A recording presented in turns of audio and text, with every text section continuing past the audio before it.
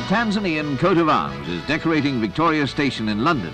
For this week, Britain and her royal family welcome a most important state visitor, a politician who is widely respected the world over. President Julius Nyerere of Tanzania. Queen Elizabeth and Prince Philip are there to greet him, as well as Prince Charles, Princess Anne, and other members of the family. It's a right royal welcome for this most unpretentious and modest of heads of state.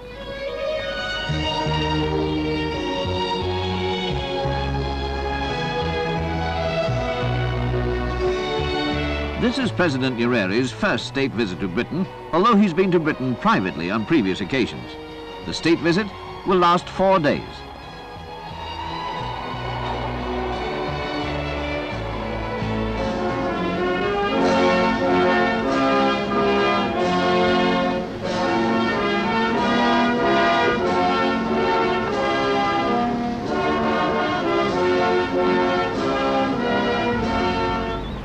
Outside the station, the Guard of Honour is mounted by a detachment of the Scots Guards.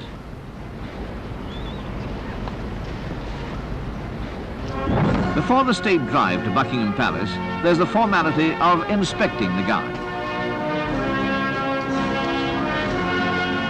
Now it's time for the people of London to welcome the President as he makes the traditional journey in horse-drawn carriage to Buckingham Palace with the Queen.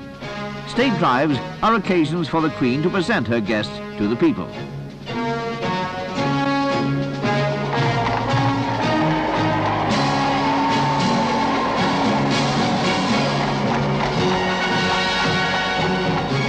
Tanzanian nationals join in greeting their president. Today, it seems that almost the whole of London has turned out. After the state visit, President Nyerere plans to go on to the Netherlands and Belgium, where he'll visit the headquarters of the European Economic Community in Brussels.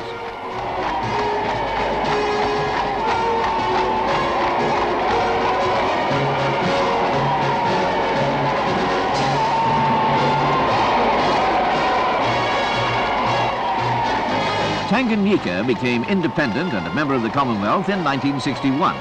In 1964, she was joined by Zanzibar to become the United Republic of Tanzania.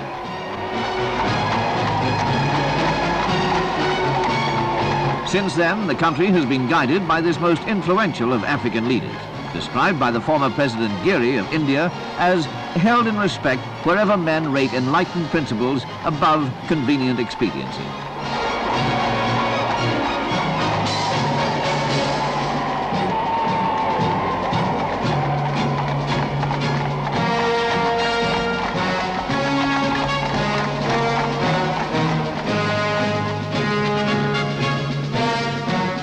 Britain and Tanzania have historic ties of friendship, and both are members of the Commonwealth, which has the Queen at its head. This group of nations brings together a population of around 900 million, with different religious and cultural backgrounds, in the cause of common good.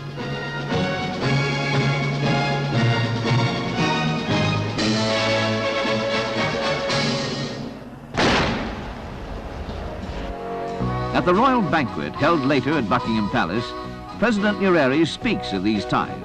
He says, "We rub shoulders in matters of trade, of finance, of politics, and of course through our common membership of the Commonwealth, and our joint desire to develop this institution so that it can make a positive contribution to world peace and justice."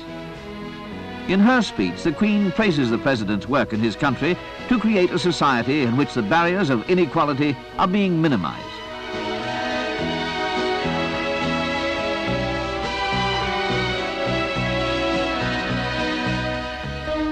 The President also visits the ancient university town of Oxford.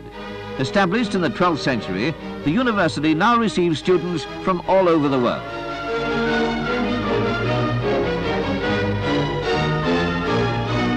President Nyerere himself spent some of his student days at a British university in Edinburgh, where he is said to have finalized his own unique political philosophy, a philosophy that combines ideas of socialism, Africanism, and human dignity.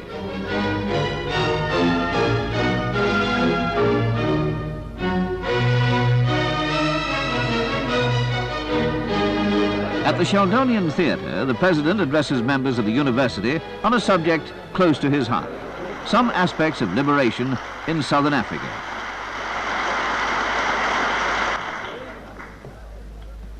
Mr. Vice Chancellor and friends,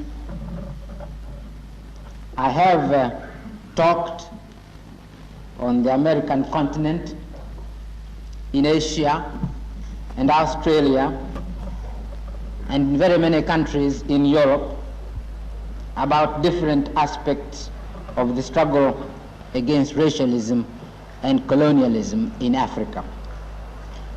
I've been doing so since 5 days after the independence of Tanganyika, when I first addressed the United Nations as the Prime Minister of a free country. And I shall be speaking on this subject today again. For Oxford University and its graduates are not unimportant in the development of attitudes. And Britain has more influence in the world than a small, weak, and young country like Tanzania. There is an attentive audience, including the British High Commissioner in Tanzania. All that I have been trying to do is to explain the situation as we see it in Tanzania and to indicate the manner in which we shall support the struggle for human dignity in that area of our continent and those three countries. Thank you very much.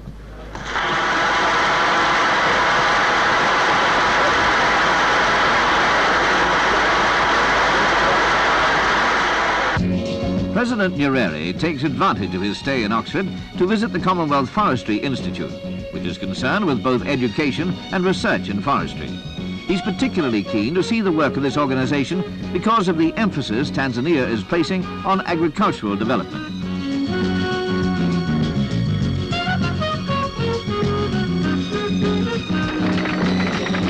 Later, there's also an opportunity for him to visit the headquarters of one of Britain's largest aid agencies, Oxfam, and to speak to some of the helpers.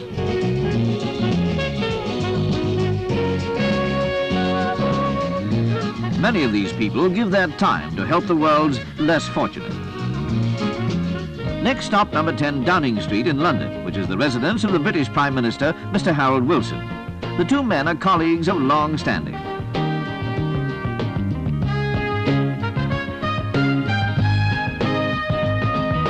Mr. Wilson is joined by Mrs. Wilson, Mr. James Callaghan, the British Foreign Secretary, and other dignitaries. Another glittering occasion in honour of the President, a Lord Mayor's banquet at the Guildhall in the City of London. It gives the President a chance to meet and address the business and finance community of the city.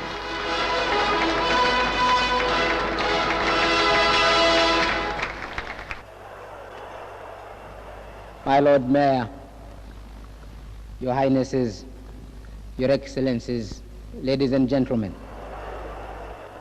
He then has this to say.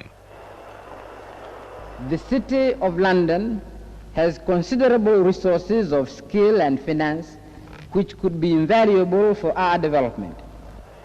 There's an absorbed audience as he says, I can see every reason for future cooperation between us.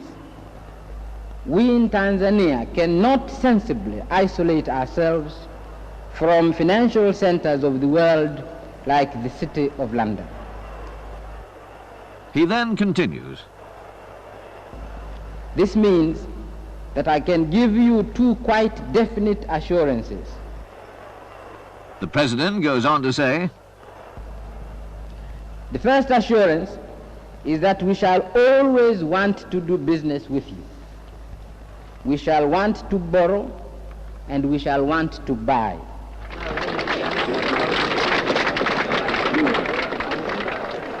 And the President receives a grand ovation from one of the world's great business communities.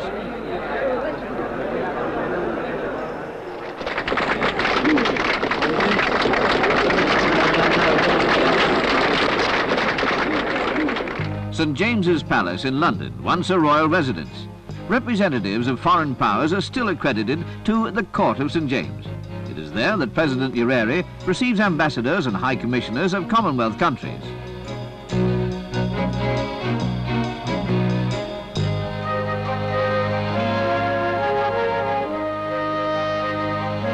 The High Commissioner of Kenya. Then a representative from the Pacific. ambassador of Saudi Arabia.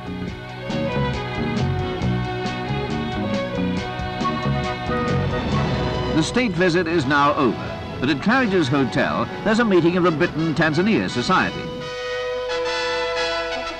President Nyerere welcomes members, many of whom are former British residents of Tanzania who retain an interest in the development of their former home. Other members of the Tanzanian government are also present. Finally, the Mwalimu meets some of the 1,000 Tanzanian students who are studying in Britain and is presented with a token gift. It's a suitably informal end to a visit to Britain by one of Africa's most respected leaders, Julius Nyerere.